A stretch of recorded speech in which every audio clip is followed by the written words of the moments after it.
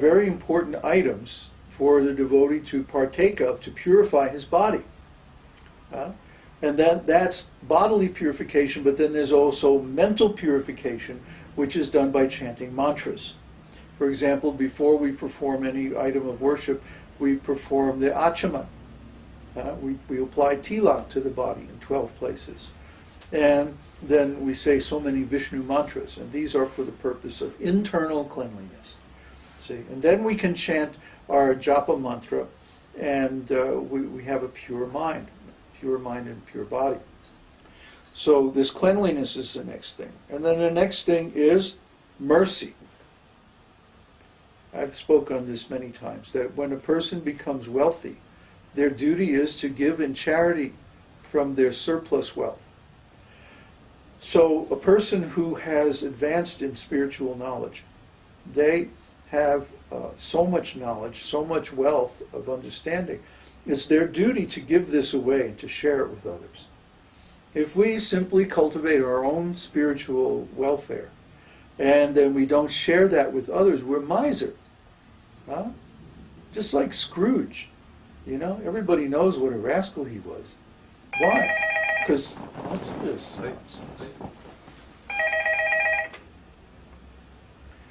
Because he had so much money, but he didn't want to share it with anybody else. Now this is a rascal. A rascal is a person who knows what's right and does wrong anyway. We don't know any people like that, of course. But a rascal is a person who's intelligent. An idiot is somebody who doesn't know. See? But a rascal is somebody who does know, but they still do wrong. Out of weakness of heart. Hridaya darbalyam. That's another anartha, weakness of heart. It means that they do not take a stand based on their best knowledge. And instead they do something less than their best knowledge. We see this all the time with the people that we preach to. What is that? Is that phone? Just unplug it. Yeah, I did, but it goes beep, beep, beep. No, unplug The back unplug part. the Okay. cable. There you go. Okay. Now, we all know from the scripture there's so many instructions about what devotees should do.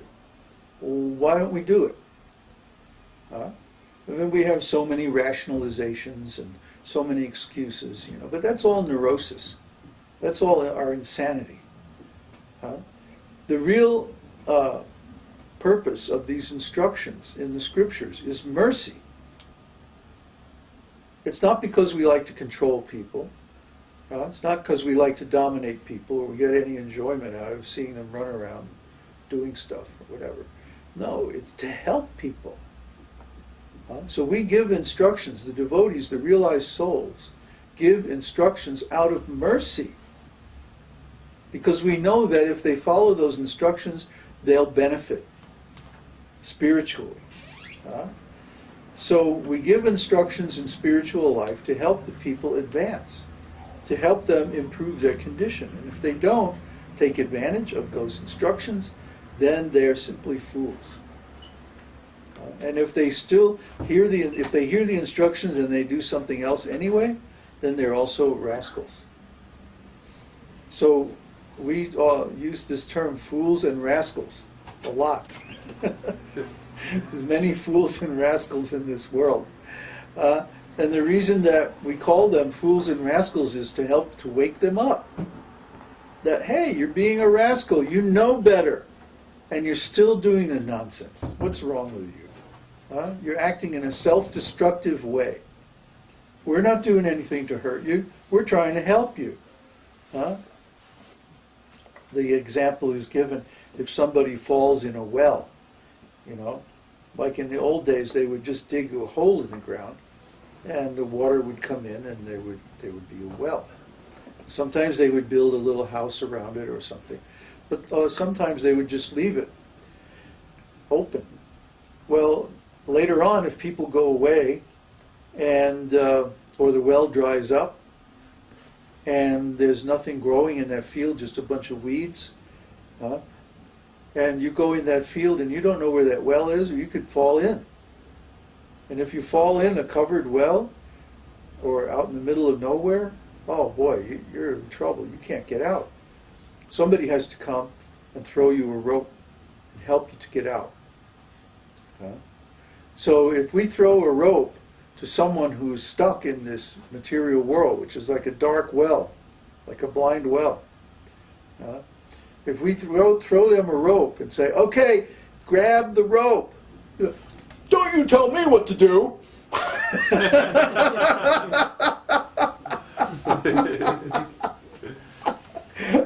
What are you trying to dominate me? Heck no, I'm not going to grab that. You can't tell me to grab that rope. Oh, okay. Yeah. See you later. Have a nice day. No, you're a fool and a rascal. You should grab that rope so we can pull you out. What's wrong with you? You want to die in there? Huh? Fool. You're a fool if you don't accept these instructions, because they're given from an attitude of mercy. We have performed this devotional service and got the result. We know how good it is. And we can see that you don't have that result. We can see that you're suffering. We can see that you're performing self-destructive activities. We can see it. We can see that you're ignorant. We can see that you're acting like a fool. So take the rope, follow the instruction, then we can pull you out. Otherwise, we can't force you to grab the rope. You have to grab it by your own strength. But we can tell you, hey, grab it like this, wrap it around your leg like that, and we'll pull you out. Press your feet together, step on the rope, and we'll pull you up. See? If you know how to do it, then you can instruct somebody else how to do it. And that's mercy. That's mercy. And if somebody doesn't accept that, well, they're a fool. They're a rascal. What can we do? Okay, next thing's perseverance. Perseverance means you don't give up. Even when there's a reason to give up, you don't give up. I was reading there's a really nice book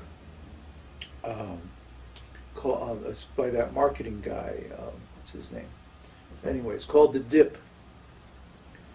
And he's talking about how, when a product is first introduced and it's really new, everybody wants to try it. And so at first the sales takes off. And then the wave of people that want to try it because it's new falls off. And you haven't really converted people to steady customers. They're just trying it because it's new. Right?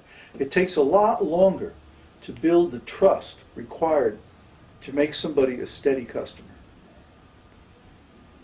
So at first when the product's introduced, it sells a lot. And then it kind of drops off and there's a long trough, which is called the dip. Okay? And then if you are really good at building trust, building long-term relationships, then after a long time, it starts to go up again.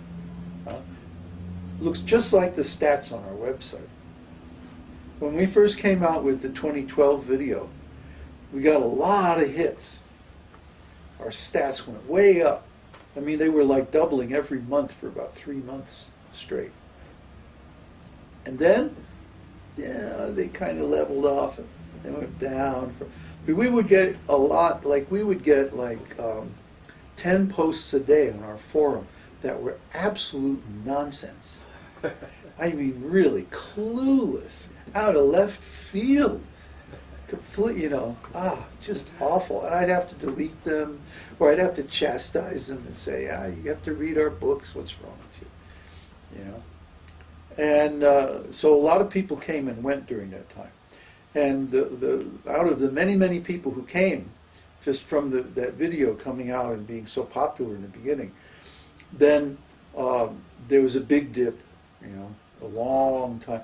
But what we did during that time was we weeded out the people who were simply curious, and we kept the people who were actually determined that I want to get out of this material world. I'm tired of this crap.